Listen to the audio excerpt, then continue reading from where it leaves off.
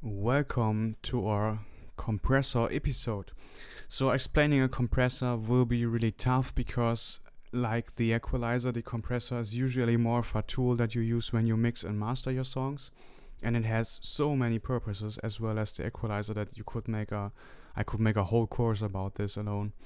But I try to bring you further to understand the basic concepts of a compressor and how you could benefit from that in sound design. So let's actually bring in a compressor, and we will do this before the reverb, and actually before the delay. So here's the compressor, and what it does, I want to show you this visually first, and I will just for this purpose make a funny a funny paint sketch for you so you see it. So this is, but trust me, this will get the job done pretty well. So imagine this is the amount of volume we can have, right? So you know that every patch that is passing 0 decibel is going to introduce distortion. So if where's my filter? My mixer here. So you see this is my master channel, and if I play, we are seeing the volume here. If this would go all the way up and then pass 0 decibel, we will get distortion. So it will the sound will start to crackle and to sound shit. So we want to avoid this, but it always in the same time means that we only have limited amount of volume we can put into this. We can only fill up so many instruments in here until we reach 0 decibel, and then we run out of space. The same is true for single sounds as well for your whole composition. So imagine I'm trying to draw a waveform. So let's say this is no signal, and then here we start to hit a key. We play a note, and it starts to make a sound wave for us. And then let's say there is sometimes this peak in volume, like this is volume, right? So, and it's mirrored into both directions. Usually you could imagine that this here is, oh sorry, it's not 0. This, let's say this is minus 20. Here 0 dB. We don't want to get over this, right? We want to stop here. So, and then we have like, let's say minus 15, and then minus 10, and then minus 5 as a range. And the higher this comes, closer to 0 decibel, the closer we are to the limit of maximum sound that we can have. So we play a note, and this volume here is being generated. Okay, enough. Let's just ignore that here, down there. So the problem is now, well, it's not a problem, but it could be a problem depending on your needs. So we have content, right? So let's say this is a patch, and let's say this patch has a lower part of sounds, which is represented in the middle, and it has some harsh clicks. Let's say just something like a percussive element, a snare, a hi-hat, something, right? Okay, and this is causing this huge peak in volume. So it means, because we already almost here at the top, we can't really bring this patch louder. We can't increase the volume because these peaks here, they will scratch at the surface here at 0 dB and go beyond, and it will sound shit. So what a compressor does, it compresses for us this content, so it will push down some of these, all of them that pass at certain threshold. What this means is, in the synth I will show you. So this is the scale that I just painted, right? So we are here in the middle, or at minus 20, and if we play something, I must actually bring this a little bit down so we can see it. So here you see it now.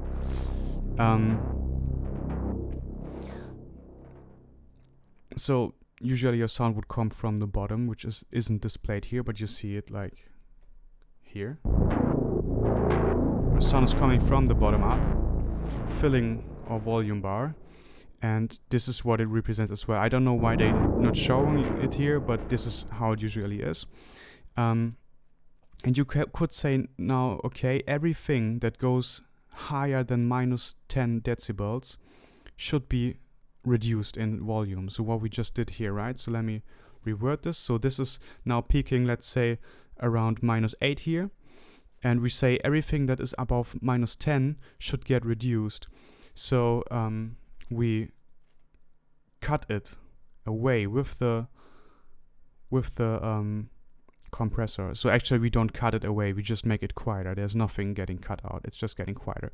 And it would of course happen from the other side too, but just in this visual representation, when we talk about volume, there's only one direction, and that's towards 0 decibel. But if you display a waveform or a wave file, you can see it like this, and I will show you what I mean later in the lesson.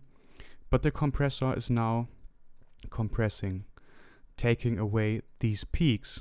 And what that means is that now what we can do is we can increase the volume of everything, right? We can bring this into both directions and make it bigger, because now we are not reaching the ceiling here. We have now increased, like you remember, if I revert this, look how tiny these middle parts are, or even let's go even further back. So this is what it looked like before.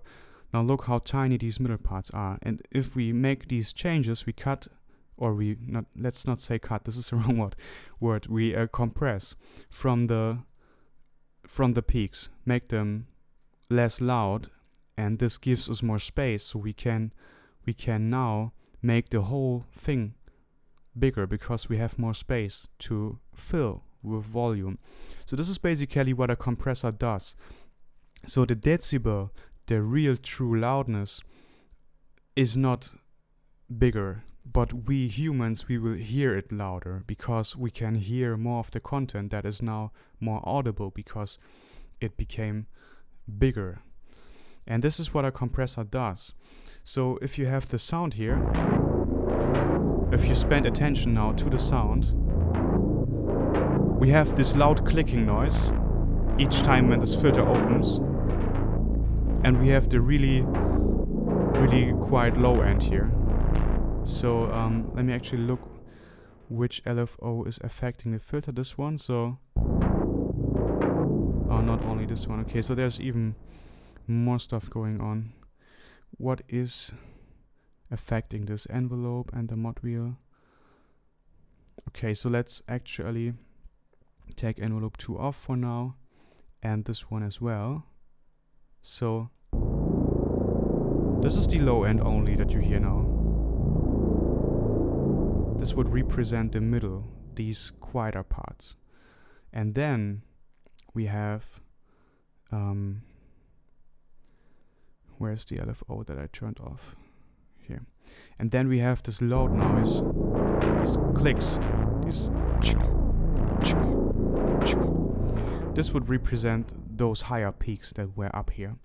And the same principle that I explained here to you would apply here. If you say now, I want this whole thing to be louder, what you could do now is to tell the compressor that everything that passes, let's say, minus, for a strong effect, so you really can hear it. I'm making this now excessive as always. So if we say everything that passes through 20 decibels, minus 20 decibels, should be compressed. So it's now quieter, but mainly only for the upper, louder part. Everything is a little bit quieter now, but you get the idea. So what's happening now, these edges are compressed. And to compensate, we can now bring this back in. So we get here a compression of around minus 8 decibel. So we can bring in 8 decibel more. Around, maybe even a little bit more.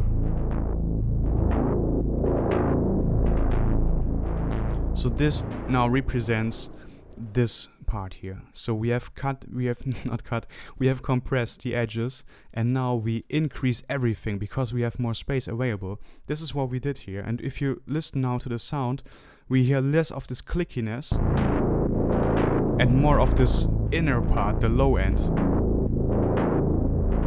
Compare this without.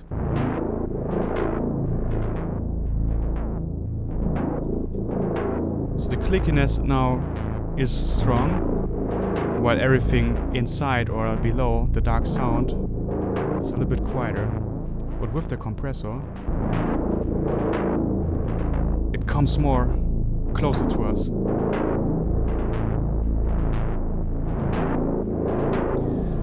And with the ratio button, we can determine how strong the the compression should be. Yeah, it's a little bit difficult because in German we have just like a compressor is in German is actually Compressor, and compression is Kompression in German. So we don't have this difference between compressor and compression with this different wording. But what I wanted to say is the ratio, what it does is it does determine how strong, you can see it here on this curve, how strong the sound is getting reduced in volume. So 0.2 to 1 means that it's getting 2 times quieter than it was before, and 3 means it's getting 3 times quieter, and so forth and so on, the more you increase it.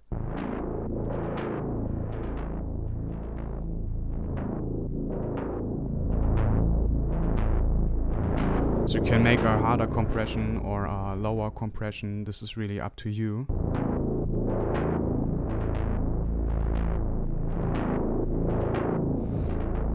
And there are no rules, so I can't say something to you like you should always go with 2.5 or something. It's really up to the patch.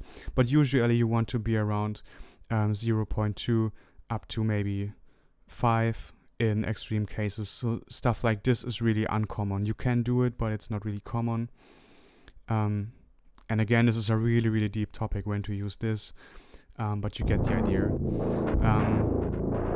So this is what this thing here is about. Then we have this attack button, which tells us how long it takes for the compressor to work.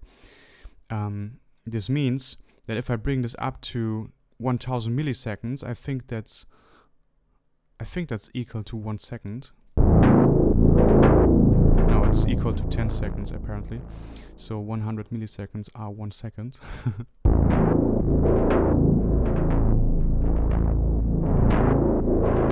Or am I wrong?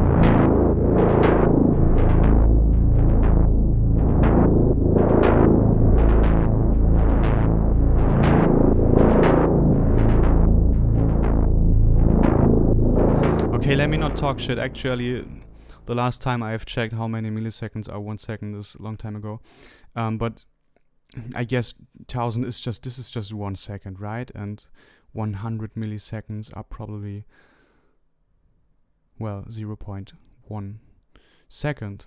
So what this is about is if you bring this up to here 1 second, it means that if a sound ever passes your threshold that you set, in this case minus 20 decibel, it will take 1 second until the compressor starts working.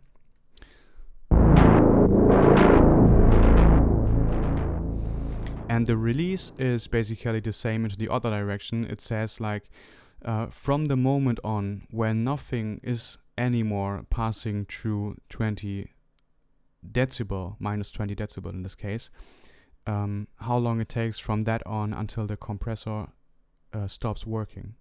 Because if you have really short times, it will sound a little bit, depending on the sound source, this is why I can show you this, but it will sound interrupted, you know, like,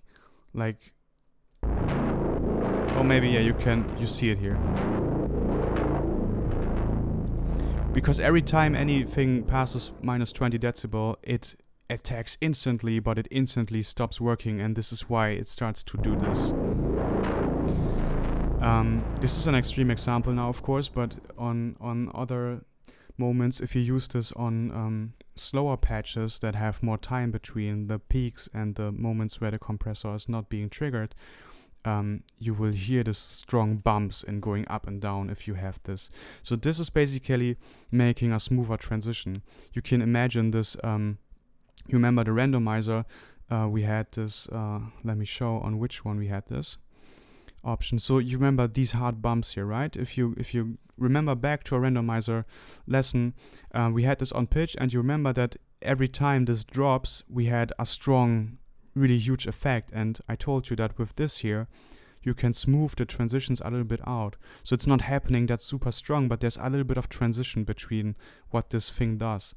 And you can imagine the same thing on the compressor with the attack and release button. It smooths a little bit out when this starts to work and stops to work. So you get smoother transitions, so it doesn't sound like, oh, the compressor's working, oh, the compressor stopped working, you know, like it's more smoothed out. So this is what these are for. Mainly, you can use them for specific sound design techniques, but this is again something for an advanced course because this goes really deep, but just so you understand this. And of course you need to make sure that your attack is not too slow, because if it's too slow, it won't take too long until the compressor reacts, and it will let pass through loud noises that you want to compress. And of course you don't want to release too long, because then it will still compress when usually there's nothing you would want to compress right now, because the last thing that passed your threshold is again 2 seconds ago, like here. So be careful with this. Again, it's hard to tell you specific values here because it's really up to your sound and when you use it. So the last thing that you might want to understand on this compressor is the make-up button. That is basically making up the amount of compression for you automatically. So this button that I used here, you remember I played, and let me bring this back to what we had. So I noticed, oh, this is compressing or sound by minus 10 decibels, so I will bring it up by 10 decibels to compensate, right? This was our process to make this part here bigger again. But if you don't want to do this by hand and you want the algorithm to somehow look up the values in real time and make up for that, you can just hit this button and it will dust it for you.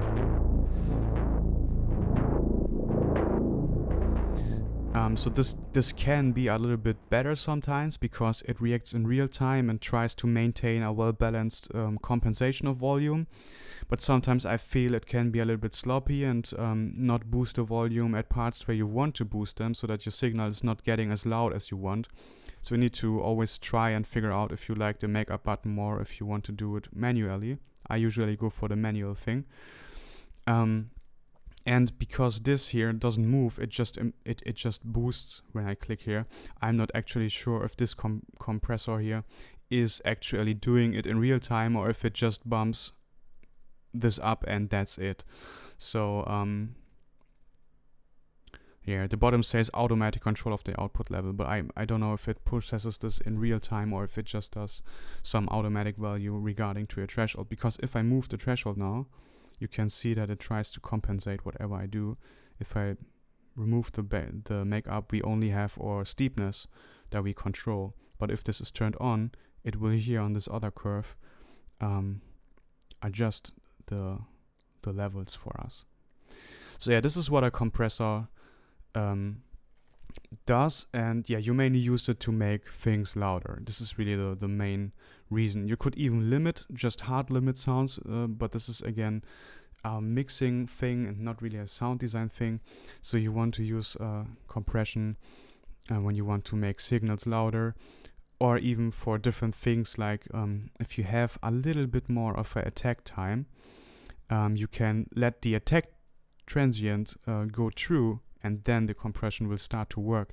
This has the benefit that, let me show you this on a plug patch. So if I play, we have this initial powerful attack, right? This is what gives our sound power. If I compress this, it will sound way weaker. So if I bring in, let's actually do this, even if it's some work now. I want to show you this because this is I think this is important. Whoops, let's keep this at 100. So if you notice, if I make this, let me actually compensate. How much is this? Around 12. And let's make the attack low. So what you notice, I hope you notice, so this is a little bit more powerful than this. It's not a good example because we can't really hear this now so strong. But if the attack is so low, it will most likely start to compress before we hear the full power of this clickiness. So if we bring this attack a little bit up,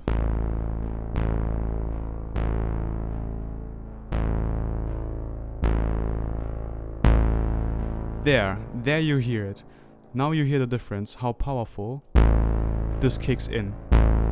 Because the compressor, it now takes these 60 milliseconds until it starts working, so it leaves our powerful attack pass through, and then it starts working and compresses everything else, which we again then boost. So what we effectively doing with this now is we are making the whole thing louder, we are making the tail louder without affecting our attack transient.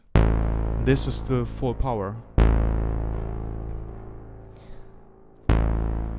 Of course you need to be careful because we have a serious volume gain, because only this attack transient now is getting boosted by 12 decibels without being compressed, which means it becomes way louder. So you need to be careful with this and spend attention, but you don't need to use this in such a hard way. You can just, you know, like we can just make this less brutal. Let me actually, so around -5, and then we boost it by 5. And we still have the benefit of this more powerful attack now, but the whole patch became louder. Compare this. This is way weaker.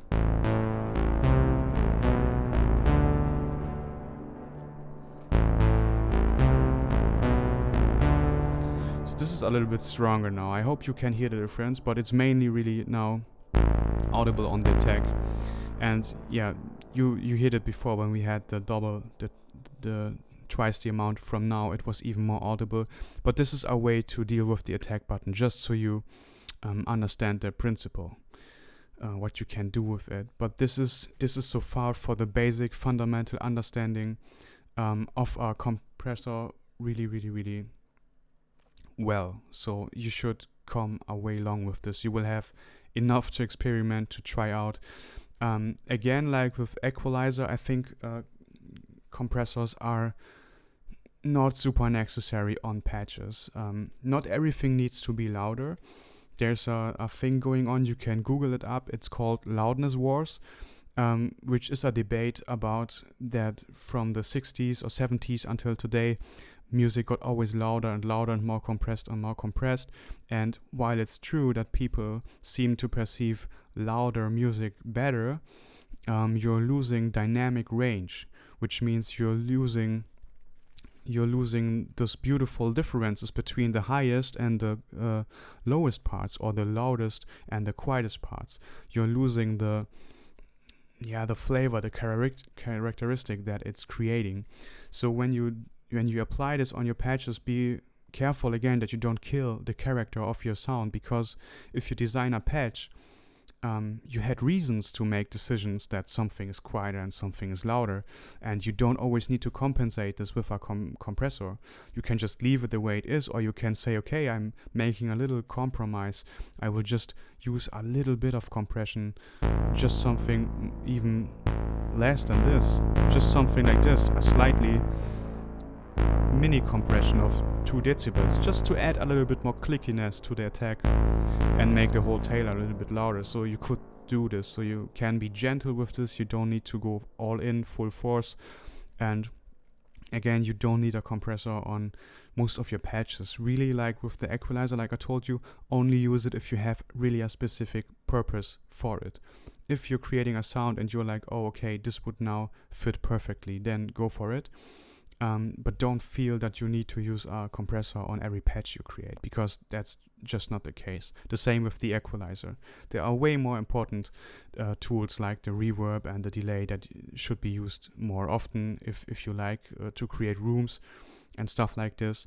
But I hope the concept of a compressor is now more clear to you and that you've enjoyed this episode. So I think that's already everything with chapter 3. I will see, maybe I will add another video if there's something that I feel that I missed.